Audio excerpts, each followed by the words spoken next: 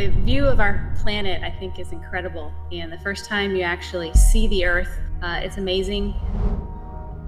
The planet is incredibly bright. It is much more bright than you would think it is, and it fills your whole vision.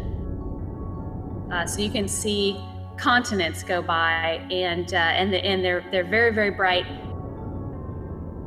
I would be incredibly thrilled to be part of anything that involves getting on a rocket and leaving the planet again. Imagine gazing down at Earth from the vastness of space and spotting a man-made structure so immense it rivals the visibility of natural landmarks. Evidence from much earlier megalithic construction is hiding in plain view. This feat of human engineering, akin to the iconic Great Wall of China, isn't just a testament to our ancestors' ingenuity.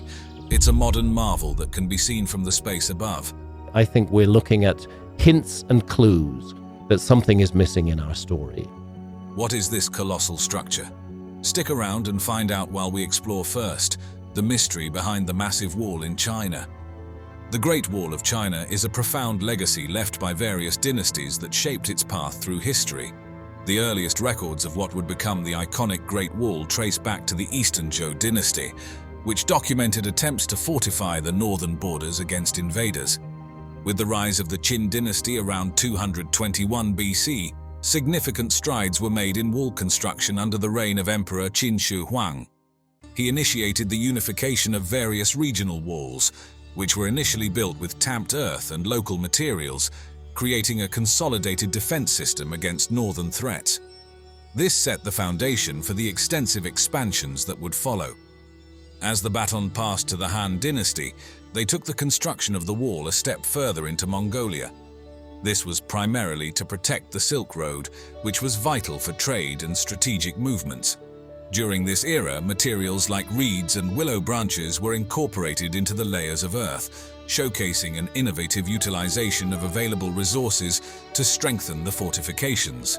I can't help thinking time capsule, that there was an intention to preserve this. The adaptability and durability of these materials played a crucial role in the longevity of the wall. However, it was during the Ming Dynasty post-Mongol invasions that the Great Wall saw its most definitive reconstruction. The Ming era not only reinforced the wall using stones and bricks, but also introduced sophisticated architectural features such as battlements, watchtowers, garrison stations, and troop barracks. This period is responsible for much of what is today recognized as the Great Wall, symbolizing the pinnacle of defensive architecture developed over centuries. The Records of the Grand Historian by Sima Qian offers a rich historical account of these developments. His writings provide invaluable insights into the construction processes, the strategic imperatives, and notably, the harsh and often brutal conditions faced by the laborers involved. This documentation highlights the immense human effort and the significant costs endured during the wall's early phases, painting a vivid picture of ancient Chinese society and its unyielding drive to protect and prosper. Continuing from the historical accounts, the 20th century marked a significant era for the Great Wall of China as systematic archaeological studies began to unravel its mysteries further. Teams from China and around the world embarked on meticulous research, unearthing a variety of artifacts and materials. These findings have been pivotal in dating different segments of the wall and shedding light on the diverse construction methods employed over the centuries. The archaeological excavations revealed that the choice of construction materials varied significantly across different regions of the wall. For instance, in the rugged northern terrains, granite was predominantly used, reflecting its local abundance and durability. Conversely, in the flatter plains, builders commonly used rammed earth. This technique involved compacting layers of earth known locally as hangtu, which was both economical and readily available. The flexibility in material choice highlighted an adaptive construction strategy tailored to the varying geographic and resource conditions across the vast stretches of the wall. Moreover, the early segments of the Great Wall were not just simple earthworks. To enhance structural integrity and resist erosion, wooden frameworks were integrated within these earthen walls. However, in stone-rich areas, large stones were not only used as foundational bases, but also served as primary building blocks for much of the construction. Wood played a crucial role too, especially in constructing gates, towers, and for reinforcing sections of the wall, although it was more vulnerable to decay and fire. As we delve further into the advancements in construction materials and techniques used for the Great Wall, the Ming Dynasty emerges as a period of significant evolution. During this era, the use of bricks and stone slabs became prevalent, enhancing the wall's durability and resistance to weather conditions. The uniform size and shape of the bricks simplified the construction process, as they were easier to handle and lay compared to the irregular stones used previously. This uniformity not only sped up construction, but also contributed to the overall structural integrity of the wall. Recognizing the massive requirement for these materials, builders strategically established kilns close to the construction sites. This was a practical solution to the logistical challenge of transporting heavy materials across vast distances. It's estimated that these kilns churned out hundreds of millions, possibly even billions of bricks throughout the dynasty, each one contributing to the grandeur of the wall. There are unexplained issues in our past, which are presently not explained by the system that teaches us about the past. One of the most fascinating advancements was the introduction of sticky rice mortar. This innovative material came about during the Ming Dynasty, when builders began mixing a paste made from sticky rice with lime. The result was a mortar that not only held bricks together more effectively, but also offered enhanced water resistance and strength. This organic-inorganic composite was revolutionary, making the wall far more durable than many might have anticipated. Recent studies have underscored the effectiveness of this mortar, revealing its unique ability to withstand significant pressure and resist aging, which is why many sections of the wall still stand robustly today. Building the Great Wall of China was not just a monumental architectural achievement, but also a colossal human endeavor. The workforce required to construct such an extensive structure included millions of individuals over the centuries: soldiers, peasants, convicts, and even intellectuals who had fallen out of favor with those in power. These laborers were mobilized across various dynasties, each contributing to different sections and aspects of the wall's construction. The conditions these workers faced were incredibly harsh. Minimal supplies, brutal climates, and grueling physical labor were the norms. Many laborers did not survive the harsh winters, suffering from exhaustion and malnutrition. Historical records even suggest that some of the deceased were buried within the wall itself, which has led to the legend of the wall being referred to as the world's largest graveyard. Shifting our focus from the ancient architectural feats to a modern marvel of engineering, this structure known as the Bingham Canyon Mine, also known as the Kennecott Copper Mine, presents another extraordinary example of human ingenuity that can be seen from the heights of space. Located in the Oquirrh Mountains southwest of Salt Lake City, Utah, this mine has been a beacon of industrial achievement since its inception in 1906. The origins of the mine trace back to 1898, when it was first developed by Enos Andrew Wall, who formed the Boston Consolidated Mining Company. The landscape of the mine changed dramatically in 1910 when it was acquired by the Kennecott Copper Corporation, marking the beginning of large-scale operations that have continued to this day. This makes it not only one of the oldest, but also one of the most productive mines in the United States. Bingham Canyon is primarily an open-pit mine, a type of mining operation that involves digging out large open pits to access ore deposits below the surface. This method has seen several technological advancements at the mine, notably the first use of large-scale electric shovels in 1926 and the introduction of haul trucks in 1937, which revolutionized the way materials were moved within the mine. Over the years, the mine has produced more copper than any other mine in the world, totaling over 20 million tons. But copper isn't the only resource extracted here. Significant amounts of gold, silver, and molybdenum have also been produced, contributing to its status as a cornerstone of global mining. The impact of the mine extends beyond just production. The excavation has provided geologists with a detailed cross-section of the Earth's crust, offering invaluable insights into geological strata and ore deposit formations.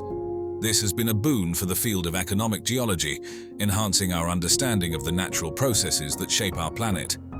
Another intriguing aspect of the mine is its influence on aircraft navigation.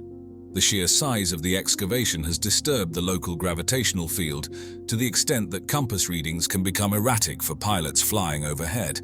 This massive pit has literally reshaped the landscape and the magnetic field surrounding it. Speaking of size, the Bingham Canyon mine is enormous. At its widest point, it spans about 2.5 miles and reaches depths of more than 3/4 of a mile.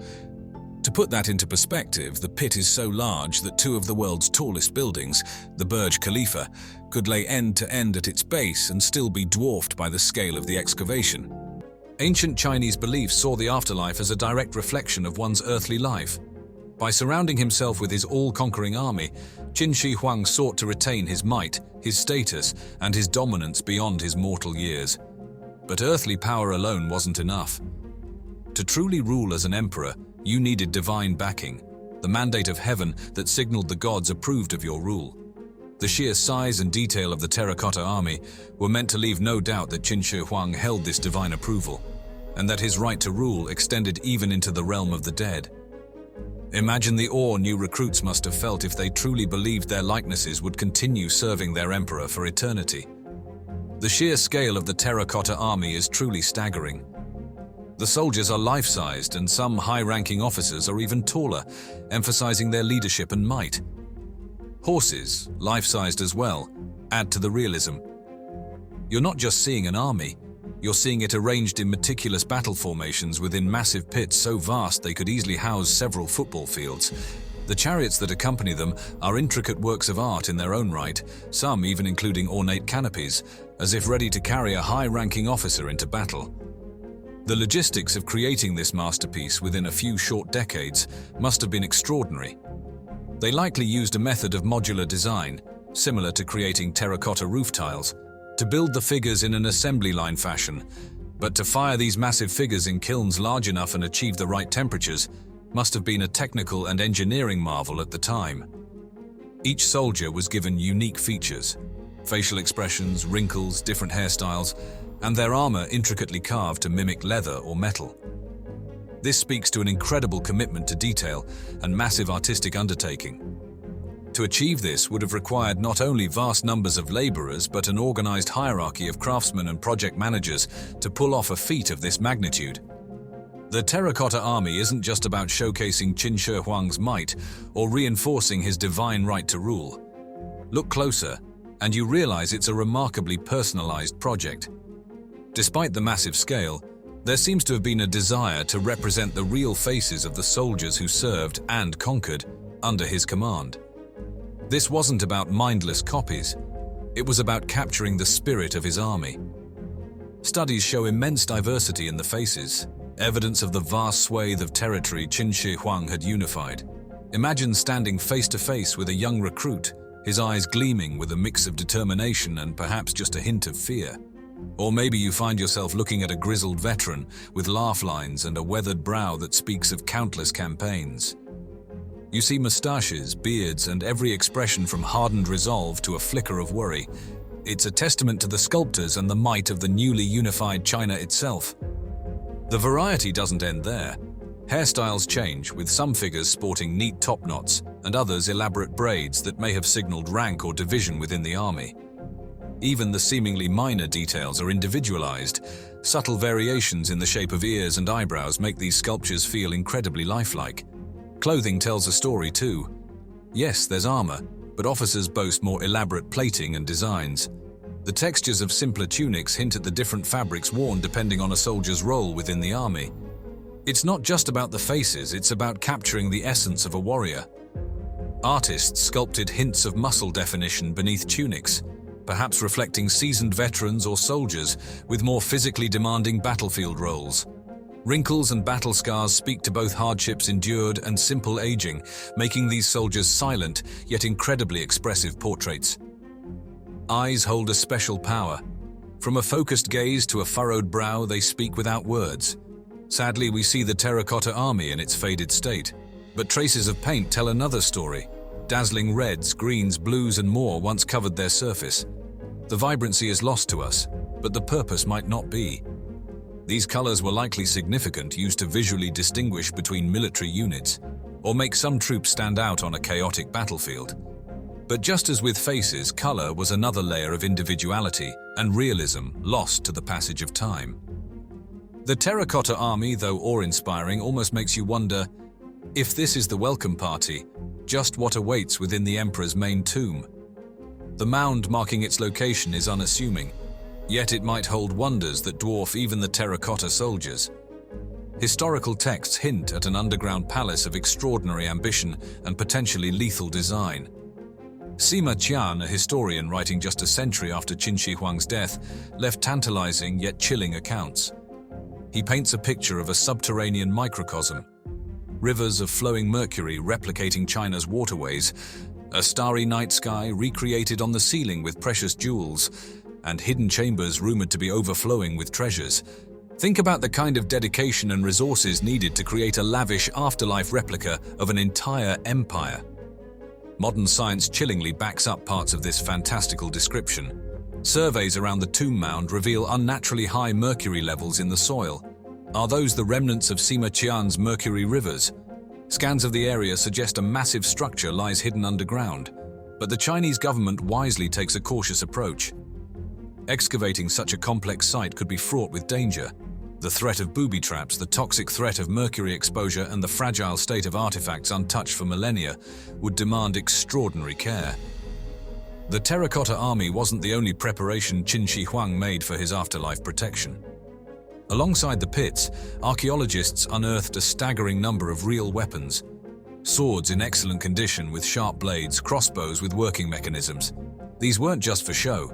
They could arm the silent terracotta force should something in the afterlife necessitate their intervention. This raises an unsettling question. What if it's all a magnificent deception? Qin Shi Huang was a master strategist. What if the terracotta army was merely a distraction, his true resting place hidden elsewhere? If so, it's incredibly effective. No one has yet found a burial site containing the remains of the vast army that would have served under such a powerful emperor. Sima Qian doesn't skimp on the warnings when describing the tomb. Hidden crossbows rigged to fire on intruders, the constant threat of toxic mercury. It all paints a gruesome picture designed to ward off potential tomb raiders. Even today, local legends swirl around the tomb, filled with talk of supernatural curses and misfortunes befalling those who disturb its sanctity. Were these simply stories arising from fear, or deliberate deterrence planted centuries ago? And then there's a technological surprise. Those weapons found alongside the terracotta army have a chrome oxide coating that prevented rust. This was a preservation technique not thought to have been developed in the Western world for centuries later. Did Qin Dynasty artisans discover this method on their own, or potentially stumble upon it while experimenting with other processes? The terracotta army isn't just an awe-inspiring sight. It's a testament to the extraordinary circumstances that allowed it to survive for over 2 millennia. Think about it. Clay figures buried underground, some damaged by collapsing pits and centuries of water intrusion, yet still intact enough for us to marvel at today. Part of it comes down to being forgotten. As time passed, the pits were buried, shielding the figures from the immediate threat of vandalism or the destructive effects of changing landscapes.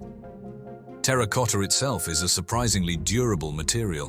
When fired at the right temperatures, it becomes incredibly hard and resilient. Just think of how terracotta roof tiles last for centuries.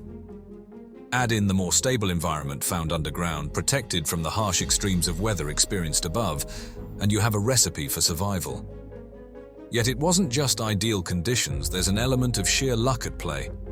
If farmers hadn't been digging a well in that specific spot in 1974, who knows how much longer the terracotta army would have remained hidden? The discovery, while accidental, paved the way for modern archaeologists to step in. They bring tools and techniques of excavation and preservation that simply didn't exist in Qin Shi Huang's time. The terracotta army isn't just a collection of statues.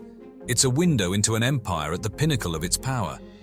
The sheer scale of the complex, the meticulously organized formations, the detailing given even to simple foot soldiers, it all gives incredible insight into the military machine that allowed Qin Shi Huang to unify warring states under his rule. Think about the different troop types: archers, infantry, cavalry, and imagine how they would have functioned as a unified fighting force on a real battlefield. The undertaking itself speaks volumes about the Qin dynasty's infrastructure. Imagine coordinating the massive number of laborers and managing resources on such an enormous scale.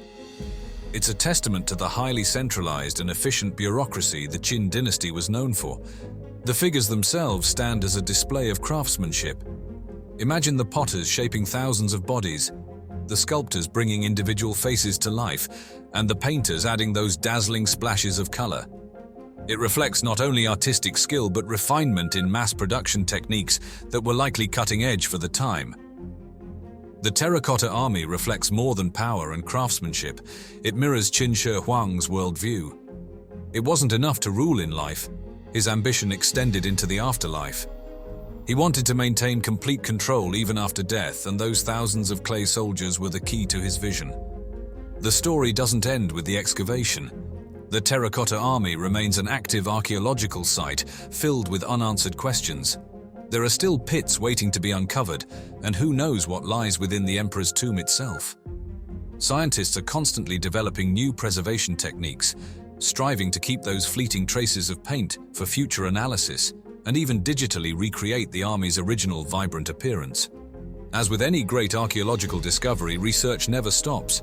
Each new analysis peels back another layer, helping us better understand the Qin Dynasty, its technology, and the mindset of the visionary, and sometimes terrifyingly ruthless emperor who built it. The terracotta army deservedly earns its place as a wonder of the world. It's a fusion of power, history, artistry, and ambition that continues to fascinate, prompting us to linger on the questions that still swirl around this extraordinary underground army.